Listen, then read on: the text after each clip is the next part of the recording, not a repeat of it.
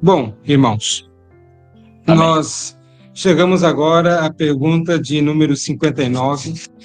Nós estamos estudando sobre os benefícios da obra do mediador. Que benefícios, né? Nós já vimos na pergunta 57 os benefícios que Cristo obteve pela sua mediação. Na 58, como nos tornamos participantes dos benefícios que Cristo conquistou. E agora nós chegamos à pergunta de número 59, que ainda envolve os benefícios da obra do mediador. E aí eu vou convidar o Júnior para ler a pergunta e a resposta. Pergunta de número 59. Quem são feitos participantes da redenção mediante Cristo? A redenção é aplicada e eficazmente comunicada a todos aqueles para quem Cristo a adquiriu, os quais são, nesta vida, habilitados pelo Espírito Santo a crerem em Cristo conforme o Evangelho. Ok, obrigado. Bom, a redenção, e esse é um ponto talvez muito importante para nós reformados, né, de uma linha reformada, calvinistas, é uma doutrina para nós muito querida. John Owen, ele escreveu um livro chamado A Morte da Morte na Morte de Cristo. Tinha até um título muito interessante. E depois foi traduzido um dos capítulos, ou a introdução desse livro, que parecia uma Bíblia que parava em pé, mas nesse livro ele vai falar exatamente por quem Cristo morreu. E depois foi feito a tradução, né, como disse, um capítulo, a introdução, não lembro, deu esse título, Por Quem Cristo Morreu, da editora Fiel, se não me falha a memória. Então, por quem Cristo morreu? É uma pergunta que nós devemos fazer. Será que Cristo morreu por toda a humanidade, indistintamente, por todas as pessoas? E aí nós vamos ver que essa redenção, a obra de Cristo, ela, na verdade, não foi uma redenção, uma obra universalista, ou seja, contemplando todas as pessoas indistintamente. E aí nós vamos ver a razão por que nós assim entendemos, tá? Nós entendemos que Cristo, né, adquiriu a redenção para um grupo de pessoas que são descritos na Bíblia ou nas Escrituras Sagradas, em alguns termos, como, por exemplo, seu povo, suas ovelhas, né? Ele deu a sua vida pelas suas ovelhas. E sempre lembrando que Jesus ele fazia um contraste entre os réprobos e o seu povo, dizendo que, por exemplo, os réprobos eram os bodes e o seu povo, as suas ovelhas. E ele dizia que ele derramou o seu sangue pelas suas ovelhas, dando a entender que ele não derramou o seu sangue precioso pelos bodes. Então a Bíblia faz essa distinção. Mas também ele adquiriu a redenção, outros termos usados na Bíblia como sua igreja, ou seu corpo, ou os eleitos, ou aos que de antemão conheceu. Então, e etc. Então nós vamos ver aí para quem Cristo adquiriu essa redenção. Quando olhamos para essas frases, vemos que ele limita a morte de Cristo, a expiação realizada por Cristo, dentro de toda a raça humana, foi pelo seu povo, pelas suas ovelhas, pela sua igreja, pelo seu corpo, aos que conheceu de antemão, por aí vai. tá? Com relação ao número, nós não podemos dizer, eu sei que lá em Apocalipse vai dizer que é uma multidão, a qual ninguém podia contar, de todas as nações e tribos e povos e línguas. Então, é uma multidão, milhares de milhares, milhões de milhões, que estarão na presença de Deus cantando, né, dizendo, digno é o Cordeiro que foi morto de receber a honra e a glória. Então, é um número incontável, e nós não podemos, assim, com isso quer dizer, realmente, é um grande número, na verdade. E se formos olhar no decorrer da história de todos os eleitos, desde antes da vinda de Cristo, né, da aliança que Deus havia feito lá com o seu povo no passado, e que também foram salvos mediante a morte de Cristo, e todos que vieram depois, né, até os dias de hoje e até os dias finais, certamente são um número muito grande. É um número que, embora seja inumerável, né, não se pode contar, não se podia contar, como diz o texto em Apocalipse, mas é um número definido, e pessoas específicas. Não aqui toda a raça humana, mas uma parte dela. A grande maioria das pessoas, infelizmente, vão se perder. Porque, segundo o que o próprio Senhor Jesus Cristo ensina, que é larga a porta e espaçoso o caminho que conduz para a perdição. E são muitos os que entram por ela. E estreita é a porta e apertado o caminho que conduz para a vida. E são poucos os que entram por ela. Então, já nas palavras de Jesus, e que pode ser verificado pela realidade, são poucos. Mas esse poucos é um número ainda, na somatória, muito grande. Mas é um número definido, de pessoas específicas, que estarão contados como povo de Deus.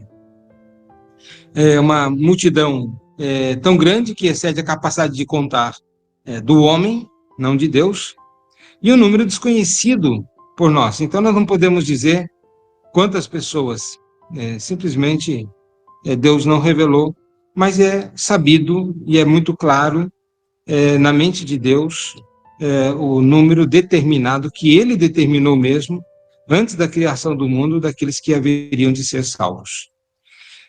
E aí vem uma pergunta, geralmente, mas Cristo não morreu por todo mundo? E essa é uma questão muito presente por causa da influência arminiana, que diz que o homem tem o livre arbítrio. Mas lembrando que a única liberdade que o homem tem, no que diz respeito à sua salvação, é rejeitar a Deus. Ele escolhe livremente rejeitar a Deus. E ele está incapacitado de escolher Deus por si só. Então, a única liberdade que ele tem é de sempre rejeitar. E ele pode dizer, ele está rejeitando porque ele quer rejeitar. Então, o único arbítrio que ele tem segundo as Escrituras, não há quem busque a Deus, não há um sequer, não há um justo sequer. Então,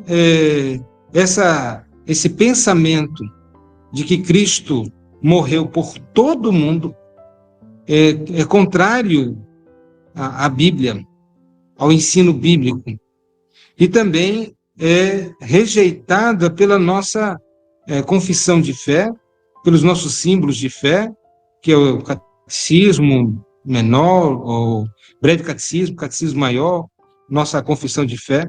Ela nega isto, mas não é porque ela nega que então é o certo, mas é porque a Bíblia diz realmente que isso não é certo. A Bíblia ensina que Cristo adquiriu a redenção para os seus, para as suas ovelhas, para o seu povo, para os seus eleitos e por enfim, por todos aqueles, como a Bíblia descreve. E também, quando alguém usa um texto que mostra que Deus amou o mundo de tal maneira, né? Lembrando que naquele texto nós devemos entender dentro do seu contexto, numa análise saudável. Ele não está falando sobre amor o mundo no sentido de amor à totalidade, né, de todas as pessoas, que deu o seu filho para morrer por todas as pessoas. Não. Isso contrariaria o desígnio da própria, do projeto de Deus da redenção dos eleitos. Por que Cristo morreria por alguém que Deus não elegeu? Lembrando que Efésios vai dizer que Deus nos elegeu desde antes da fundação do mundo. Por que Cristo morreria?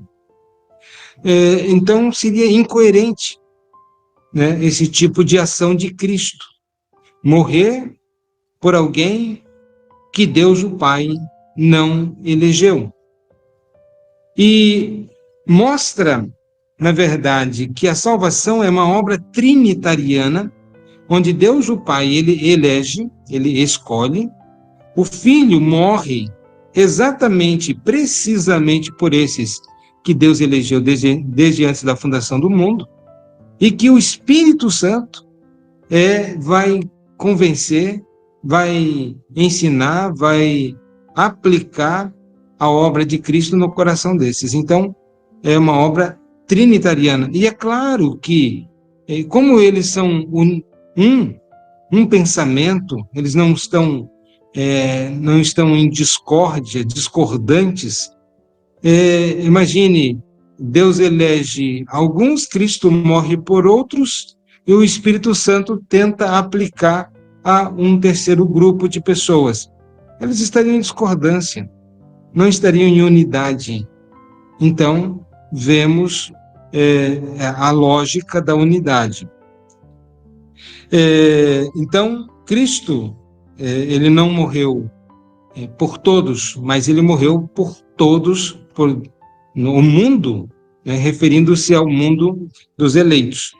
Também, eu acho que havia mencionado sobre Timóteo, que diz que Deus deseja que todos sejam salvos, né? Deus deseja que todos... Olha aí, não é que Deus, então, deseja a salvação de todos, mas ele vai explicitar o que era isso. Pelos reis, por aqueles que estão investidos de autoridade, pelos nobres, e aí ele vai dizer, havia um problema na igreja primitiva que achava que essas pessoas, pela interpretação de alguns versículos, que é mais fácil entrar passar um camelo por um buraco de uma agulha, do que um rico entrar no reino dos céus. Então, criou-se a ideia de que rico não era salvo, poderoso não era salvo, só os pobres e os escravos e coisas assim. E Paulo vai corrigir essa ideia, dizendo, não é isto. A dificuldade é que há um Deus no coração, muitas vezes, que o impede de se dobrar diante do único e verdadeiro Deus. Mas Paulo está dizendo que Deus deseja a salvação de todos os tipos de homens, não só um grupo específico. Homens, mulheres, crianças, velhos, pessoas de todas as tribos, línguas, povos e nações, pessoas de todas as estratificações sociais, ou seja, o rico, o pobre, o nobre, o simples. Cristo morreu para os eleitos, e dentre esses eleitos existem pessoas em todas as nações, povos, e diferentes em todos os sentidos. E Cristo morreu nesse sentido, por todos. Tá?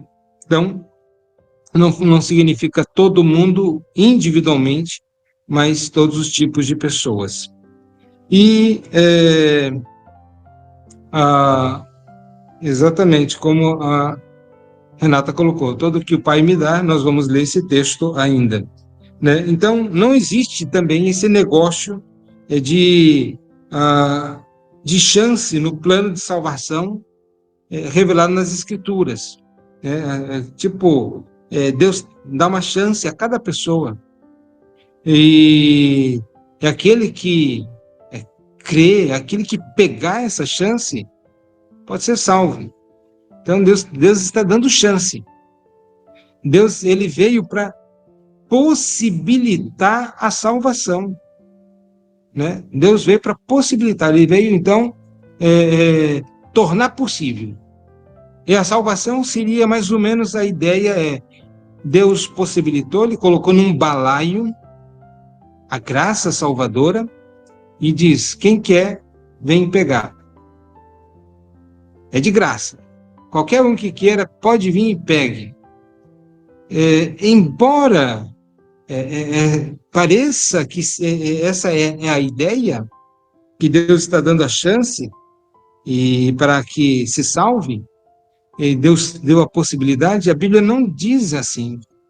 Ele diz que a salvação, na verdade, é um ato de Deus que lhe dá gratuitamente a uma pessoa que ele quer dar, que tem nome, endereço e tudo mais. João, eu estou dando para ti. Ele não diz assim, olha, quem quiser vem pega. Pode ser o João, pode ser a Maria, pode ser quem quiser, pode até pisar na salvação, não tem problema não, está aqui, você faz o que você quiser. Não, a salvação é algo muito cara. E ele dá somente àqueles a quem ele quer dar. E por fim, o Espírito Santo que aplica tudo, essa salvação, essa redenção, como havia mencionado. Então vamos ver alguns textos que fundamentam esse pensamento reformado quanto à obra da salvação em Cristo, porque em Cristo morreu. E aí eu convido qualquer um dos irmãos a abrir lá em Efésios, em capítulo 1, verso 13 e verso 14.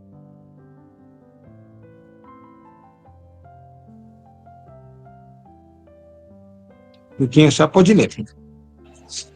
Efésios 1, 13 e 14. Em quem Isso. também vós, depois que ouvistes a palavra da verdade, o evangelho da vossa salvação, e tendo nele crido, foste selado com o Santo Espírito da promessa, o qual é o penhor da nossa herança, até ao resgate da sua propriedade, em louvor da sua glória. Ok. Lembrando aqui que a questão de ser selado com o Espírito Santo é ato contínuo e é o selo da nossa redenção, o Espírito Santo. Tá? Então, aqueles que dizem não crê no Espírito Santo, coisa assim, como não? Nós cremos de que uma pessoa que não tem o Espírito Santo de Deus, ele nem salvo é. Porque o Espírito Santo, ele é o penhor, ele é o selo da nossa redenção. E mais, em quem Paulo está dizendo aos Efésios, né, depois que vocês ouviram a palavra da verdade, é o meio da salvação. Por isso que Jesus diz, ide e pregai o evangelho, o meio, o instrumento. Não há salvação na ignorância. As pessoas devem ser informadas acerca das boas novas, né, da salvação. E depois eles tendo crido naquilo que foi pregado, eles foram selados pelo Espírito Santo. É o penhor da nossa herança e até o resgate da sua propriedade em louvor da sua glória. É a certeza de que aquele que completou a boa obra em nós, ele vai concluir até a vinda de Cristo. É o selo, ele não tem como tirar esse selo, não tem como tirar essa marca, por assim dizer, tá? Esse penhor, ele é a certeza de que nós finalmente seremos salvos. João capítulo 6, verso 37. Todo aquele, porém, que o Pai me dá, esse virá a mim, e o que vem a mim, de modo nenhum o lançarei fora. Ok. Lembrando aqui, Deus não somente elegeu desde antes da fundação do mundo, Cristo morreu por estes para salvar. Agora o Pai conduz esses ao Filho, a Cristo. Então, todo o que o Pai me der, esse virá a mim. E esses que vão até Cristo, de forma nenhuma, ele será lançado fora. Pelo contrário, terá a garantia de que ele estando em Cristo, jamais se separará de Cristo. Quem nos separará do amor de Deus que está em Cristo Jesus? Nada, absolutamente nada. E quem poderá nos separar da fonte salvadora? Também nada. Verso 39 ainda.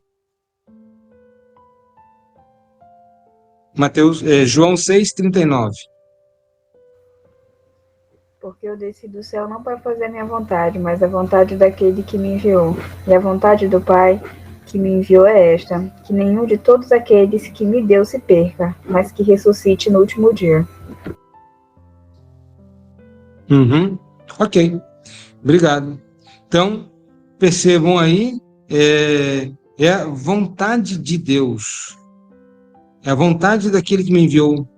E lembrando, quando falamos sobre a vontade humana, ela é muito, muito, muito distinta da vontade divina. A vontade humana é incompetente, é ineficaz, é limitada. Aquele negócio querer é poder, é uma grande falácia, né? Você pode querer ser um bilionário e não é porque você quer que vai ser um bilionário, né? Hoje nós tivemos aí a política de ideologia de gênero, né? Não é porque uma pessoa quer ser de outro sexo que ele vai conseguir ser, não, biologicamente jamais será. Pois bem, mas a vontade de Deus, ela é soberana, como Deus é. Os atributos dele eles estão todos conectados um com o outro. Você não tem como desconectar um atributo de outro atributo. Portanto, Deus é um Deus soberano, a sua vontade é soberana. Deus, ele tem um conselheiro, o conselheiro dele é a vontade dele. Ele diz, quero fazer isso, então assim eu vou fazer. E também a vontade de Deus jamais pode ser frustrada. Jó aprendeu isso. Bem sei que tudo podes e que nenhum dos teus planos pode ser frustrado. Então, e esta é a vontade. Qual é a vontade? Que eu não perca nenhum dos que ele me deu. Então, a todos aqueles que Deus elegeu e que são conduzidos pelo Pai até Cristo, eles não poderão se perder. Porque se houver a possibilidade de se perderem, o problema não é nosso. O problema recai sobre Deus, porque aí vai mostrar e demonstrar a incapacidade de Deus de concluir a sua vontade. Ele deseja uma coisa, mas ele não consegue. Então, essa é a vontade nossa. Queremos, mas nem sempre podemos. Deus não. Deus é diferente. Então, para que não perca, a vontade do meu Pai é que todo aquele que olhar para o Filho e nele crer tenha a vida eterna. Essa é a vontade. Lembrando, quem vai olhar para o Filho são exatamente aqueles que o Pai conduziu até seu Filho. Vão olhar para Cristo. Assim como aqueles que olharam para a serpente no deserto e foram salvos, né, das picadas lá das serpentes abrasadoras, assim também aqueles que olharem para Cristo serão salvos dos seus pecados. Ainda em João, agora capítulo 10, verso 15 e 16. Assim como o Pai me conhece a mim, eu também conheço o Pai. e dou a minha vida pelas ovelhas. Ainda tem outras ovelhas que não são deste aprisco. Também me convém agregar estas, e estas ouvirão a minha voz, e haverá um rebanho e um pastor. Ok, obrigado. Então, eu dou a minha vida pelas minhas ovelhas. Percebam, Jesus está dizendo aqui que ele não dá vida por todas as pessoas indistintamente. Lembrando que Jesus ele faz distinção em seus ensinos sobre ovelhas e bodes. Ele vai dizer que os bodes ele vai colocar à sua esquerda e aqueles que serão condenados, e também as suas ovelhas serão colocadas à sua direita, e eles vão receber as palavras: vinde, benditos do meu Pai. Então, são dois grupos. E, na verdade, a Bíblia fala sempre que há somente dois grupos existentes na Terra: os filhos da luz, os filhos das trevas. Os filhos de Deus, os filhos do diabo. O trigo, o joio. A casa edificada sobre a rocha, a casa edificada sobre a areia. Nunca você vai ver um terceiro grupo. Porque quem está sem Cristo, não importa se ele seja uma boa pessoa, sem Cristo ele está tão perdido quanto o pior dos seres humanos que já passou por essa terra. Então, como os grandes ditadores, torturadores que passaram, enfim, aquela pessoa boa, cordata, honesta, trabalhadora, sem Cristo, ele vai para o mesmo lugar daqueles que não, que fizeram essas coisas terríveis. Então, ele vai dizer que existem outras ovelhas que não são deste aprisco, e é claro que está se referindo a que, embora as ovelhas elas estão em Israel, né, são os judeus, primeiramente ele veio para os judeus, mas não exclusivamente para os judeus. Então, ele veio também para todas as famílias da terra, cumprindo aquilo que Deus havia dito ao seu servo Abraão: em ti serão benditas todas as famílias da terra. Pois bem, então, outras ovelhas, nós nos incluímos aqui, somos gentios, né? Efésios 2:8. Porque pela graça sois salvos por meio da fé, e isso não vem de vós, é dom de Deus. Ok. Aqueles, então, para os quais Cristo obteve a redenção, eles são capacitados no tempo apropriado a crerem nele segundo o Evangelho. É claro, usando instrumentos, a pregação do Evangelho, outras situações, mas aqueles por quem Cristo obteve essa redenção no tempo apropriado. Na história da nossa vida aqui, cada um aqui foi salvo em tempos distintos. Alguns são salvos lá em ditosa idade, são salvos e lamentam profundamente: por que eu não aceitei Cristo antes? Por que eu não... né? Mas estava dentro do plano e propósito de Deus. Há aqueles que nasceram de novo na meia-idade, ou jovens, há outros até crianças, né, que foram salvos pela graça. Mas Cristo, ele capacita, quando vai dizer que nós somos salvos pela graça, mediante a fé, e dizendo que essa fé não vem de nós, é dom de Deus.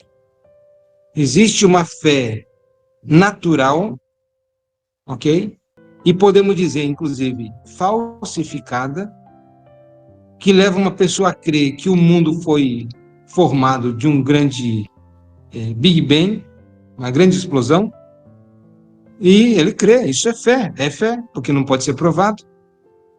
Ou então ele pode crer que se um gato preto passar na frente dele vai dar azar, ou se quebrar um espelho vai dar azar, mas se ele tiver um trevo de 4 folhas vai dar sorte. Ele crê nessas coisas. E a pergunta é se isso é fé. Isso é fé. Né? Porque ela está na fenomenologia religiosa aí, classificada em fé. Só que a fé verdadeira possível, ela vem de Deus. Só Deus pode produzir a fé verdadeira no coração humano. E essa fé é mediante a palavra dele. Mas você não creu só porque você ouviu a palavra, ou porque você leu a Bíblia, mas porque Deus aplicou e Deus infundiu a fé salvadora no teu coração. De outra forma, você jamais poderia crer.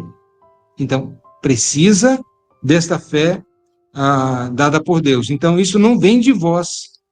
É dom. Dom é favor imerecido. Então, você não teve fé porque você tem algum mérito.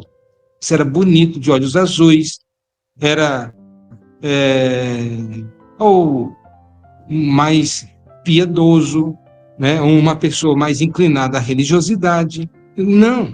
Ele é uma graça, é favor imerecido. Tá bom? E 2 Coríntios 4,13. 2 Coríntios 4, verso 13. Tendo, porém, o mesmo espírito da fé, como está escrito, eu criei, por isso é que falei, também nós cremos, por isso também falamos. Uhum.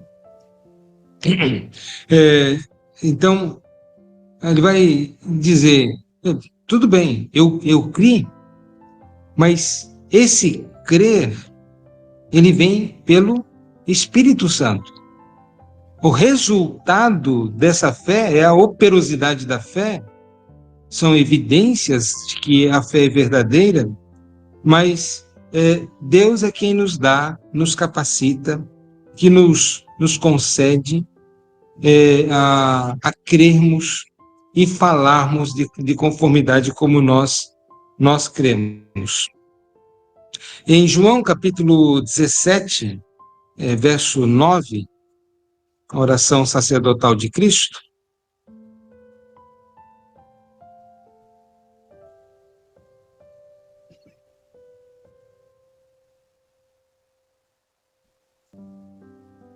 João capítulo 17, verso 9.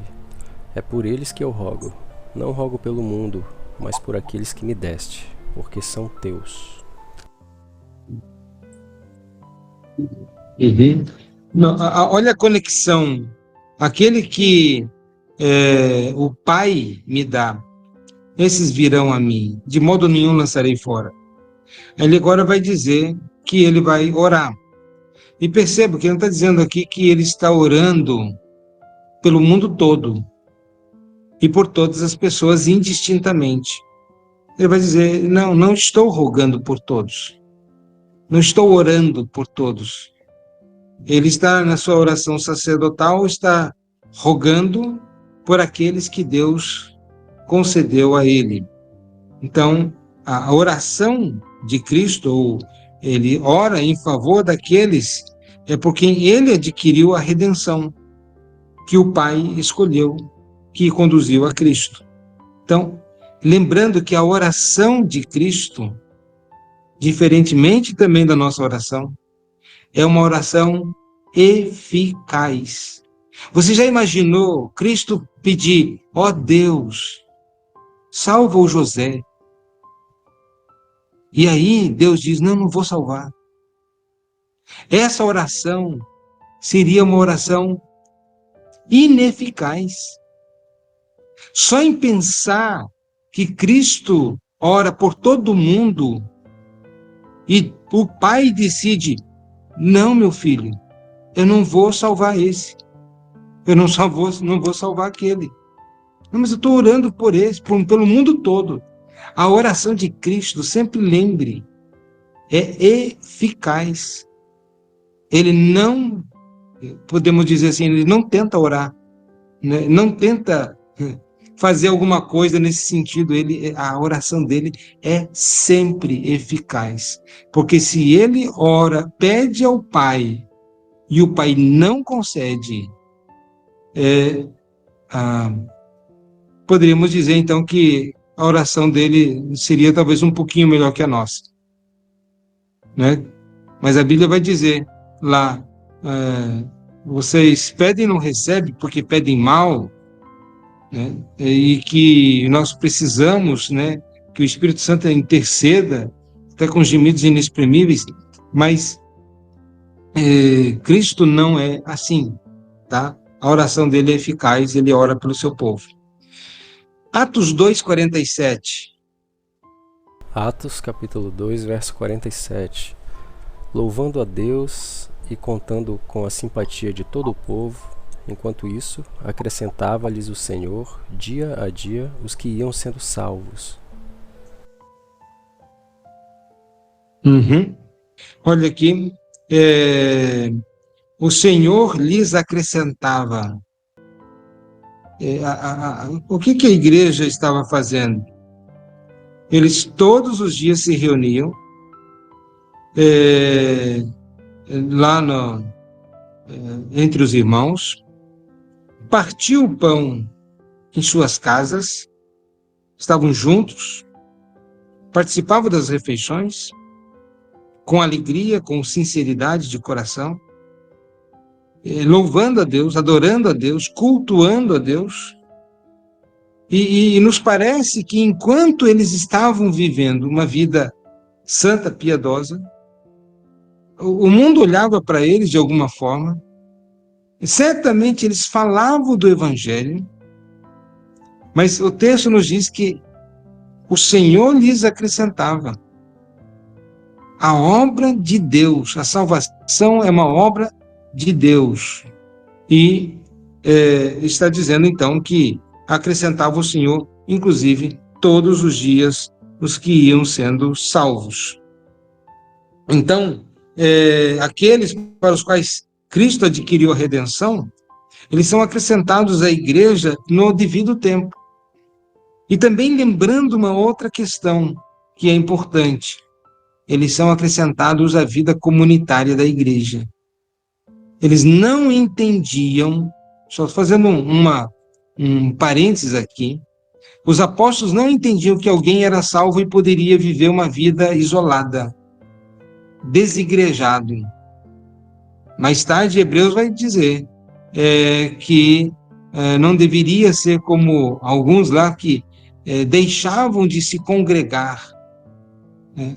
E deveria exortar, inclusive. Então, algumas pessoas estavam deixando de se congregar. Os apóstolos entendiam que, na medida em que iam sendo salvos, eles estariam se comungando, estariam se reunindo, estariam juntos, um corpo. Atos, ainda, capítulo 16, e o verso 14. Atos, capítulo 16, verso 14. Certa mulher, chamada Lídia, da cidade de Tiatira, vendedora de púrpura, temente a Deus, nos escutava. O Senhor lhe abriu o coração para atender às coisas que Paulo dizia.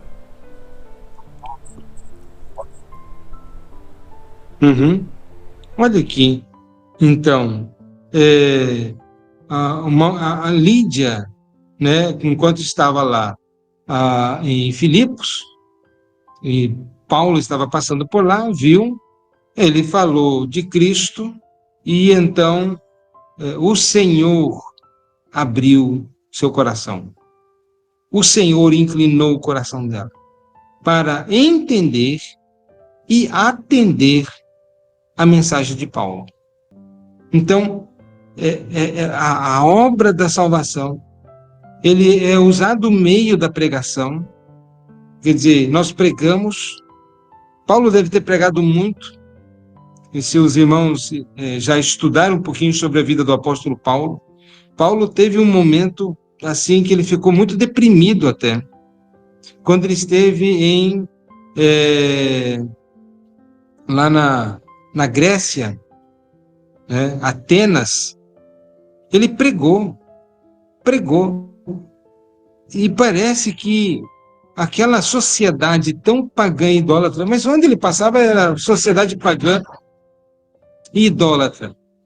Mas eles cultuavam o intelecto e achavam o evangelho muito simplório. Não era igual às filosofias que eles abraçavam. E eles não houve, você não vê a igreja em Atenas, você não vai ver. E ele passou um tempo lá. Ele ficou meio assim, mal, meio deprimido, né? Então, quando nós estudamos a vida de Paulo, nós vamos ver que ele passa por um momento de entristecimento da alma. Deus tem que animá-lo. Mas ele está pregando. Por que aquelas pessoas não atenderam à pregação do apóstolo Paulo? O que houve de errado? Será que ele pregou um outro evangelho? Será que ele pregou diferente? Usou uma metodologia diferente? Não, meus irmãos. O que acontece é que Deus é que soberanamente, quando quer e como quer, e a quem quer, ele abre o coração para receber o evangelho. E não tem coração tão endurecido que Deus não possa quebrantar. Isso é um mistério. Deus nos manda pregar, e é isso que nós devemos fazer. O resultado está nas mãos de Deus. Um planta, né? Outro colhe, mas é Deus que dá o crescimento. E, por fim, um outro texto, Atos 18,